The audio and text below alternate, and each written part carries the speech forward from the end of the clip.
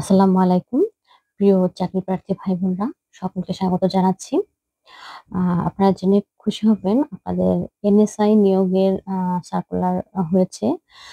এবং এপ্রিল মাস পুরোটা আপনারা এই আ আবেদনে আ এই সার্কুলারে আবেদন করতে পারবেন।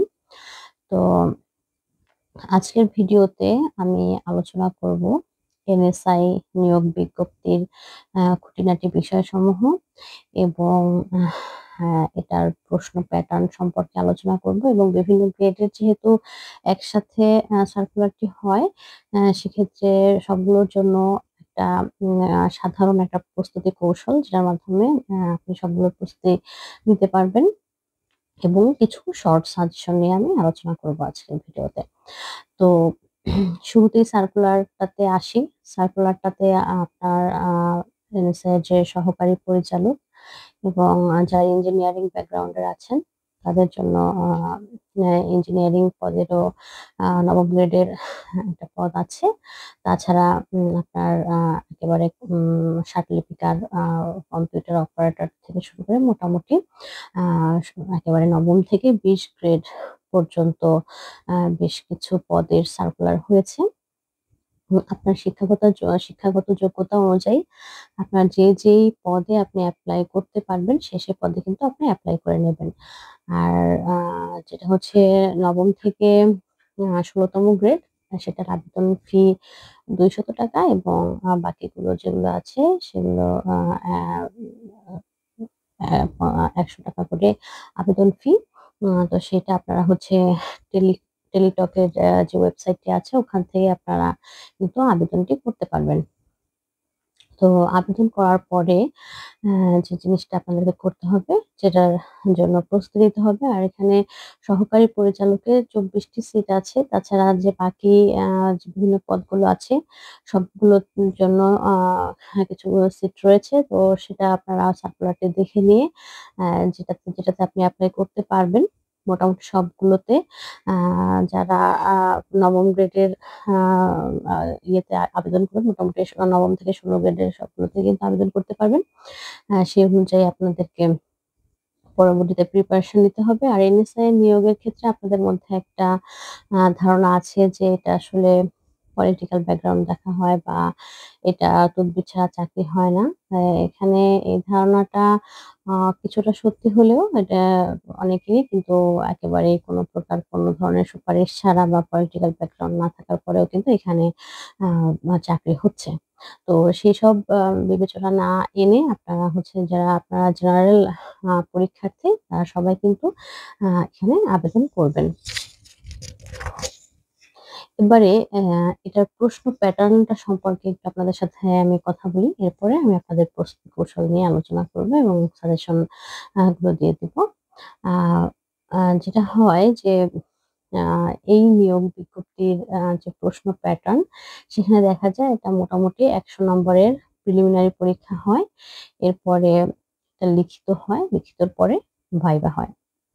তো এনএসআই এর আ এই নিয়োগ বিজ্ঞপ্তিতে আসলে সিট সংখ্যা কিছুটা কম থাকার কারণে এখানে কিন্তু আপনার প্রিলিমিনারিতে একটু ভালো নাম্বার পেয়ে আ টিকতে হয়।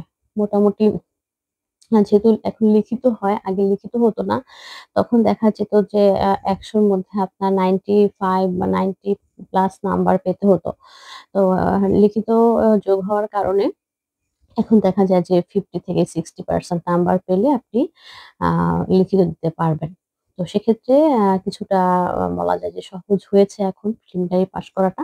তো আপনারা কিন্তু আ পরীক্ষাটা দিলে সহজেই পাস করার একটা পসিবিলিটি থাকবে যদি ঠিকঠাক মতো প্রস্তুতি নেন। আর প্রশ্ন প্যাটার্নটা আপনারা আ আ খেয়াল করে দেখবেন যেটা ১০০ নম্বরের যে অন্যান্য নন ক্যাডার পরীক্ষা হয় সেটার মতোই এখানেও প্রশ্ন হয়। আ বাংলা, ইংরেজি, অঙ্ক, সাধারণ জ্ঞান, ২-১ টা বিজ্ঞান বা কম্পিউটারের প্রশ্ন আসে।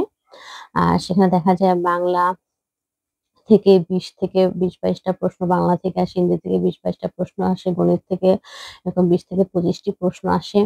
এরপরে আপনার বাংলাদেশ এবং আন্তর্জাতিক বিষয়াবলী ২ টি মিলিয়ে আপনার ২০-২২ নাম্বার থাকে। আর কম্পিউটার বিজ্ঞান থেকে ২-১ টা করে প্রশ্ন থাকে।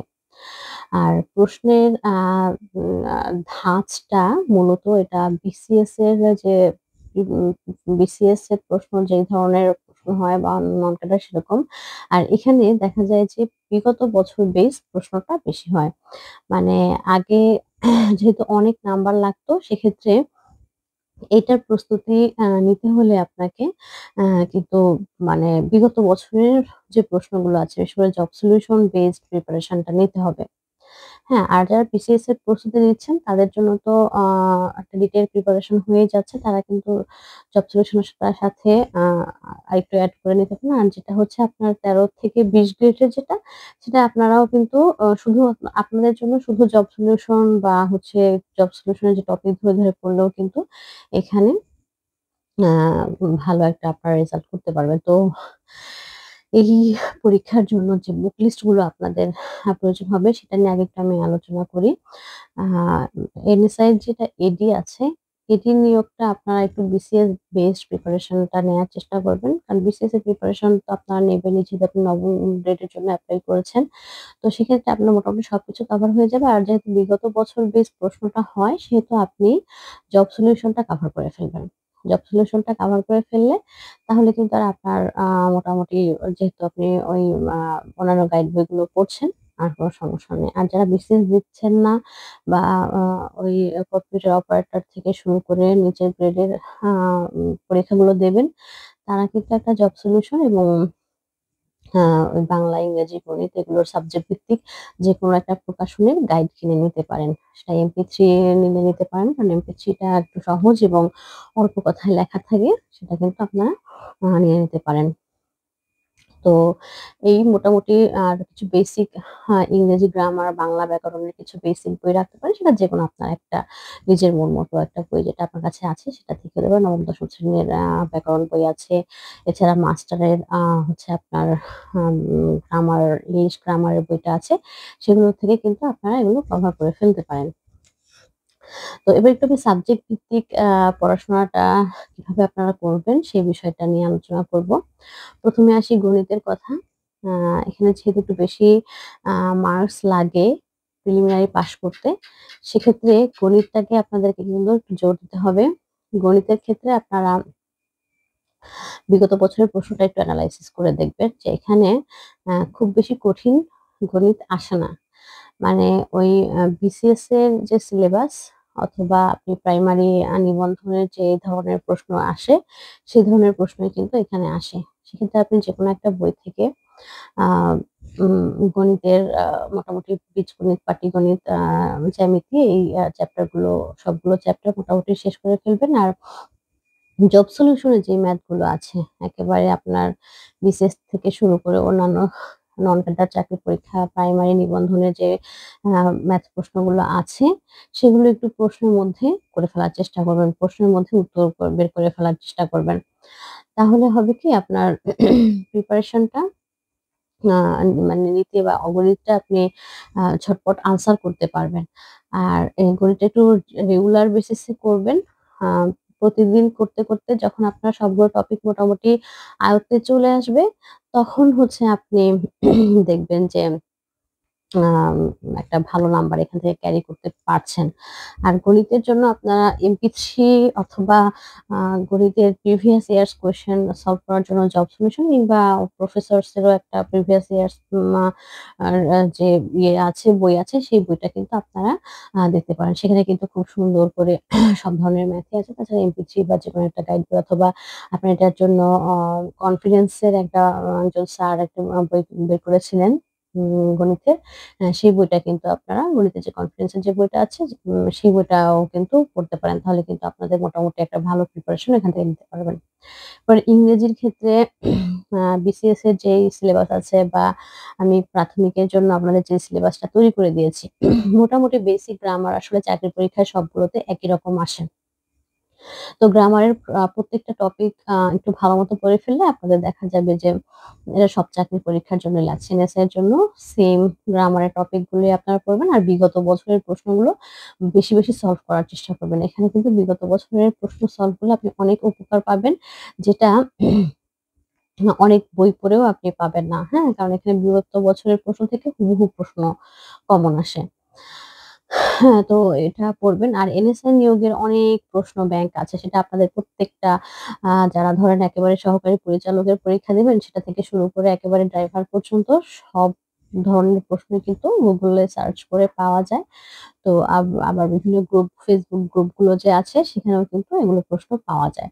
তো সেখান থেকে আপনারা কিন্তু এই প্রশ্নগুলো সংগ্রহ করে ফেলবেন। হ্যাঁ, এরপরে আছে বাংলা।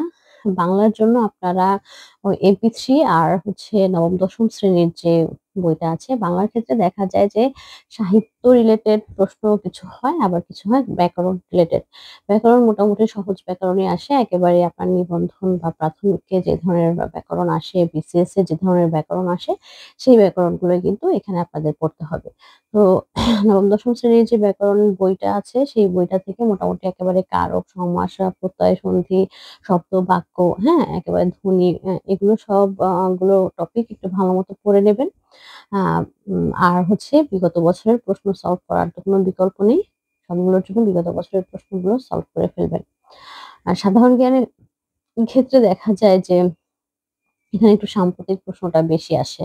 আর বাংলাদেশ আন্তর্জাতিক বিষয়গুলো ২ টা একসাথে ২০-২২ টা নাম্বারের প্রশ্ন হয় তো দেখা যায় যে আ মানে কিছু অত বেশি কঠিন হয় না। কিছু সাম্প্রতিক প্রশ্ন একটু বেশি হয়। আবার খেলাধুলা রিলেটেড প্রশ্নগুলো কিন্তু এসব নন ক্যাডার পরীক্ষায় বেশি আসে। তো সেগুলোর একটু আপডেটেড তথ্যগুলো আপনি নিয়ে নিতে পারেন। সেক্ষেত্রে যেকোনো একটা রিসেন্ট ভিউ যদি বের হয়, রিসেন্ট ভিউ বা রিসেন্ট প্রশ্নগুলো সম্পর্কিত কিন্তু অনেক ছোট, ছোট ম্যানুয়াল বের হয়। সেগুলো থেকে কিন্তু আপনারা এইগুলো পড়ে ফেলতে পারেন।